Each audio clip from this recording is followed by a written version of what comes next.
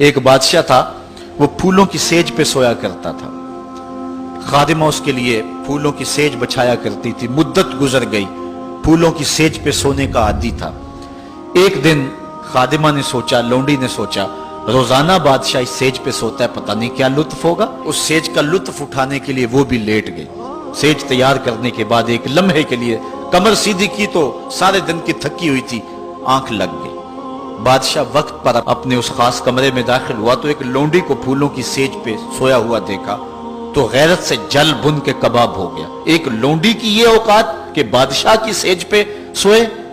اس نے جلاد کو بلایا، کہا اس کو الٹا لٹکاؤ اور اتنا مارو کہ اس کی جان نکل جائے، تاکہ باقی خدام کو پتا چل جائے کہ بادشاہوں کی سیجیں، ان کے بستر، ان کے گھر کتنے مقدس ہوا کرتے ہیں۔ لونڈی کو الٹا لٹکا دیا گیا اور جلاد ضرب پہ ضرب لگا رہا ہے، کوڑے پہ کوڑا مار رہا ہے۔ وہ چیختی ہے، روتی ہے، بچا لو مجھے، میری جان نکل رہی ہے۔ روتے روتے کیا خیال آیا کہ اس نے ہنسنا شروع کر دیا۔ بادشاہ نے جلاد کو کہا، رک جا، اس لونڈی سے پوچھ روئی کیوں ہے، اسے یہ بھی پوچھ ہنستی کیوں ہے۔ جلاد نے کہا، لونڈی بتا روتی کیوں ہے۔ اس نے کہا، تجھے نہیں پتا جب کوڑا لگتا ہے تو جان نکلنے کو آتی ہے، نزع کا عالم طاری ہو جاتا ہے۔ کہا یہ تو سمجھ ہے، لیکن ہنستی کیوں ہے۔ کہا ہنسی مجھے اس بات سے آئی ہے کہ چند لمحوں کے لیے سوئی ہوں، اتنی تکلیف کاٹ رہی ہوں، سوچا عمر بھر ہو گئی سوتے ہوئے، جس کو اس کا کیا بنے گا، جس کی زندگی بیت گئی اس سیج پہ سوتے ہوئے، اس کا کیا بنے گا۔ صاحبو، یہ دنیا پھولوں کی سیج نہ بنائیں، اس دنیا کو اللہ کی عبادت کے لیے گزاریں، ذکر فکر میں گزاریں، سحری کے وقت اٹھ کے مصلی پہ کھڑا ہو کے رونا سیکھیں، اللہ کے حضور آئیں، رزق کی تلاش میں رازق کو بھول نہ جائیں۔ تم سمجھتے ہو دکان بند کر کے چلے گئے تو شاید میری آج کی سیل کم ہوگی۔ سیل دینے والا، رزق دینے والا، رزق کے دروازے کھولنے والا وہ رب ہے۔ جاؤ اس کے حضور جاؤ اور جا کے اس سے مانگو۔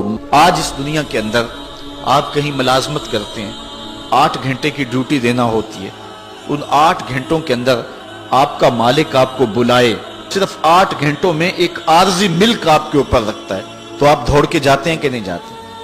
آپ کے مہمان بھی آپ کے پاس بیٹھے ہوں اور آپ چائے بھی ان کو پلا رہے ہوں، لیکن باس بلا لے آپ کو اور وہ گھنٹی دے تو آپ بیل پہ سب کو چھوڑ کے بھاگتے ہیں کہ نہیں بھاگتے؟ مہمانوں سے بھی معذرت کرتے ہیں، مجھے باس نے بلایا، آپ دوڑتے جا رہے ہیں۔ یار، ایک دنیا کا باس بلائے تو مہمانوں کو چھوڑ کے، چائے کو چھوڑ کے، مرغن غذاؤں کو چھوڑ کے، سب کو چھوڑ کے بھاگ جاتے ہیں، اور رب کا نمائندہ پکارے حی علی الصلاۃ اور حی علی الفلاح، جو بندہ اس کے حضور نہ جائے کتنا بڑا بد نصیب ہے، کتنی بد نصیبیاں اس کا مقدر ہیں کہ جو اس کے حضور۔ لیکن یہ اللہ تعالیٰ جل شانہ کی رحمت کی عمومیت ہے۔